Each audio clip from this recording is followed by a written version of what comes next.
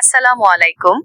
এই ভিডিওর মাধ্যমে আপনারা জানতে পারবেন আমাদের প্রিয় নবী হযরত মুহাম্মদ সাল্লাল্লাহু আলাইহি ওয়াসাল্লাম সম্পর্কে, বিশেষ করে তার পবিত্র শরীরে থাকা অলৌকিক সেই মোহরে নবুয়াত বা নবুয়াতের মোহর সম্পর্কে। সাহাবীদের বর্ণনায় এই চিহ্নটি কিভাবে তাদের ঈমানকে সজীব ও প্রজ্জ্বল করেছিল তা আজকের এই বিশেষ ভিডিওতে ফুটে উঠেছে। শামাইলে তিরমিজি থেকে 15 থেকে 21 নম্বর হাদিসের আলোকে মোহরে নবুয়াতের বিস্তারিত বিবরণ নিচে দেওয়া হলো। 15 নম্বর হাদিস।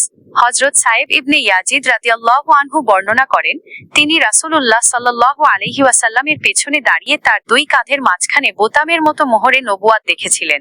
16 নম্বর হাদিস। হযরত জাবির ইবনে সামুরা রাদিয়াল্লাহু আনহু বর্ণনা করেন, তিনি রাসূলুল্লাহ সাল্লাল্লাহু আলাইহি ওয়াসাল্লাম এর দুই কাঁধের মাঝখানে কবুতরের ডিমের ন্যায় লাল রঙের গোশতপিণ্ড সদৃশ মোহরে নবুয়াত দেখেছিলেন। 17 নম্বর হাদিস। হযরত রুমাইছা রাদিয়াল্লাহু আনহু জানান, সাদ ইবনে মুআজ রাদিয়াল্লাহু আনহু এর ওফাতের দিন তিনি রাসূলুল্লাহ সাল্লাল্লাহু আলাইহি ওয়াসাল্লামের এত কাছাকাছি ছিলেন যে ইচ্ছা করলে তিনি সেই মোহরে নবুয়াত চুম্বন করতে পারতেন। 18 নম্বর হাদিস। হযরত আলী রাদিয়াল্লাহু আনহু এর দৌহিত্র ইব্রাহিম ইবনে মুহাম্মদ বর্ণনা করেন, হযরত আলী রাদিয়াল্লাহু আনহু বলতেন যে রাসূলুল্লাহ সাল্লাল্লাহু আলাইহি ওয়াসাল্লাম এর দুই কাঁধের মধ্যবর্তী স্থানে মোহরে নবুয়াত অবস্থিত ছিল। 19 নম্বর হাদিস। হযরত আবু যায়েদ আমির বিন আখতাব আনসারী রাদিয়াল্লাহু আনহু রাসূলুল্লাহ সাল্লাল্লাহু আলাইহি ওয়াসাল্লাম এর পিঠে হাত বোলাতে বোলাতে মোহরে নবুয়াতের ওপর আঙুল রাখেন, যা ছিল এক গুচ্ছ কেশের ন্যায়। 20 নম্বর হাদিস।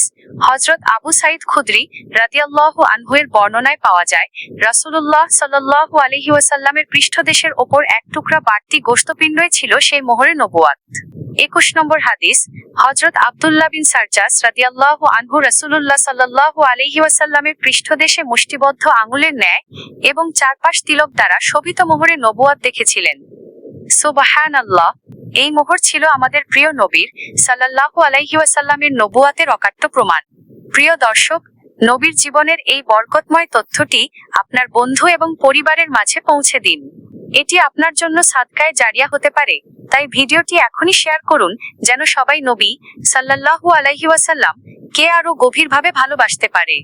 ধারাবাহিক এ ধরনের ভিডিও পেতে এবং এই হাদিসগুলো ধারাবাহিকভাবে জানতে আমাদের চ্যানেলটি সাবস্ক্রাইব করতে ভুলবেন না।